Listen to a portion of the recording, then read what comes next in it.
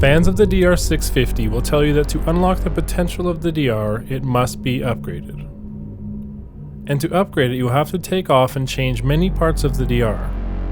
But if you take off all the parts that make the DR a DR, what exactly are you left with? And is it even worth it?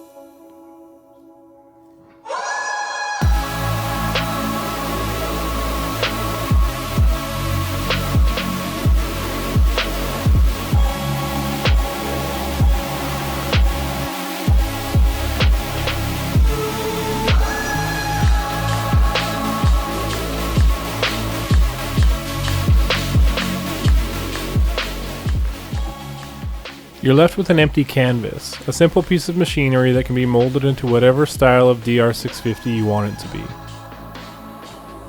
When I first bought the DR, I was in love with it.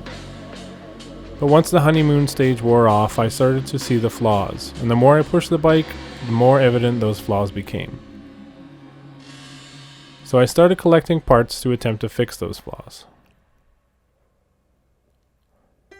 And because I own a DR, in theory, I am cheap. Too cheap to go buy all my parts new, so I hunted and I scrounged. I looked everywhere, Facebook, Kijiji, even Mother Nature provided some of my parts. I spent a lot of time researching and putting the bike through whatever I could think of to see what I needed to change first. Let's take a look at the parts I thought were important enough to change. Starting off with the exhaust.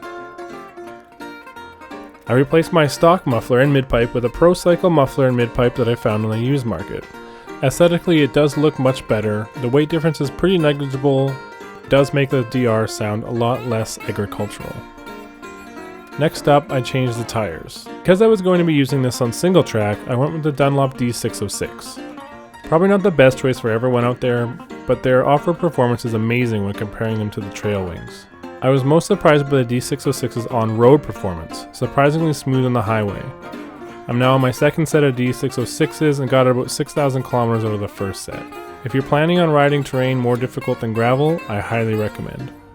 Next up, I changed the rubber mounted stock foot pegs for some solid mounted lowering pegs to give me a little more sturdy feeling when I'm standing up.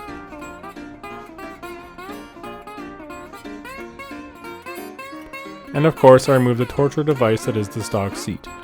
I acquired a SeatConecepts seat. This is the tall version with a little more padding and height for taller riders, and is very comfortable and the added height is nice. Upgrading my handlebars and risers is something I wished I would have done right from the get-go. The stock bars are every bit as soft as people say they are, and if you're going to engage in tomfoolery off-road, it's best to ditch them ASAP, because when you drop your bike, it's usually the bars that hit first.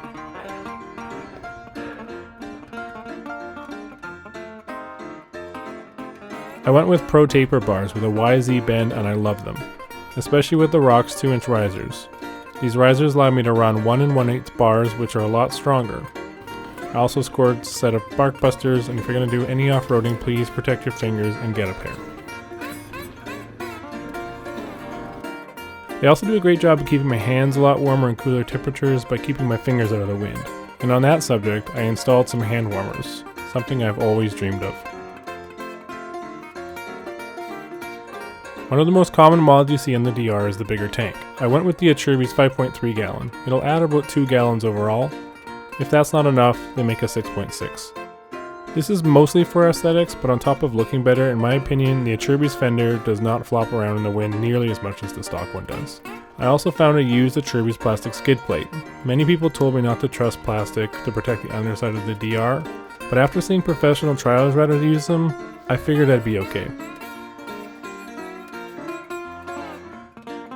Changing the springs out probably made the most noticeable difference.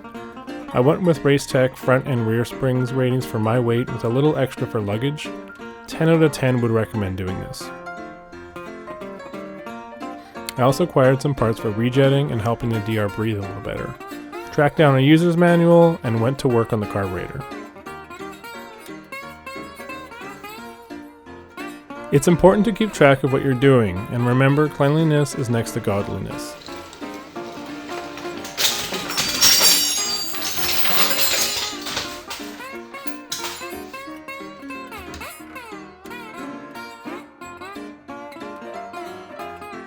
This would be my first time rejetting anything.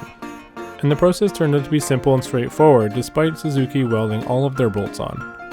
I installed the recommended jets but found the bike was not getting enough air even with a hole cut in the top of the airbox, and only wanted to run if the airbox door was removed. So I went down a size in the jetting and reinstalled the airbox door. It's running much better now. I'm still tweaking the air-fuel mixture, and I second guess myself every time I ride it. If you're happy with your bike's power and exhaust system, I really probably wouldn't worry too much about this.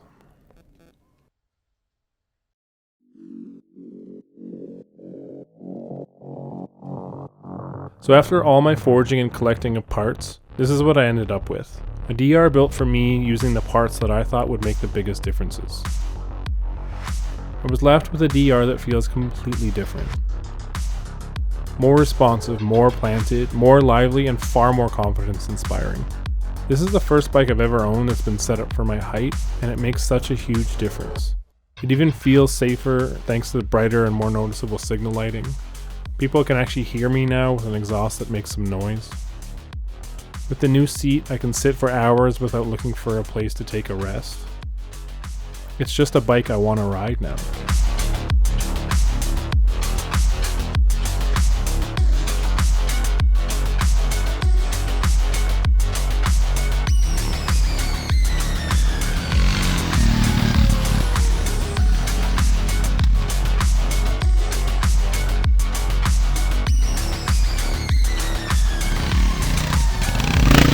These upgrades have made riding this bike off-road so much fun.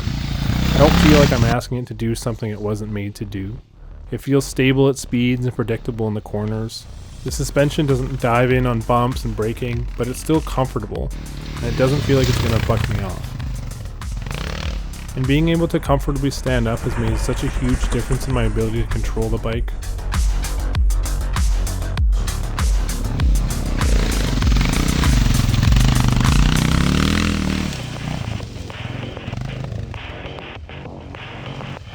It even feels playful, like it wants to go faster.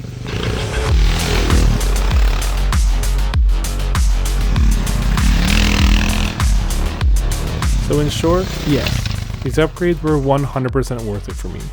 This bike is so much fun to ride on and off road, and it just puts a massive smile on my face. The soul of the bike is still there. I still know I'm riding a BushPig. Now it's just a BushPig with some lipstick. Thanks for watching, like and subscribe for more like this.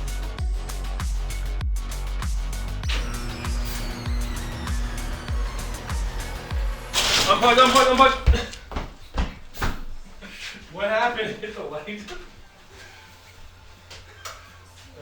you can come up. We'll have to move those things around. Just smoked it.